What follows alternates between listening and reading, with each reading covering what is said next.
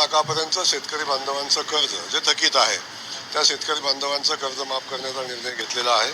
लवकरच त्याची कारवाई चालू होईल।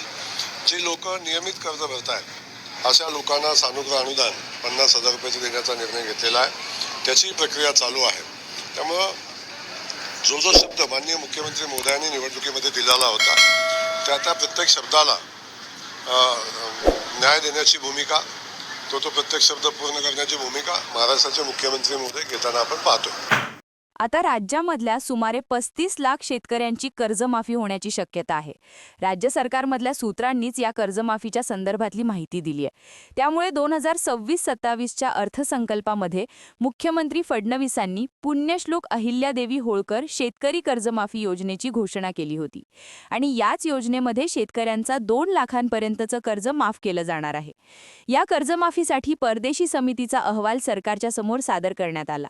यामध्ये सुमारे 35 लाख शेतकऱ्यांचं कर्ज माफ होणार आहे। त्यातही या कर्जमाफीसाठी 30 जूनची मुदत देण्यात आली होती।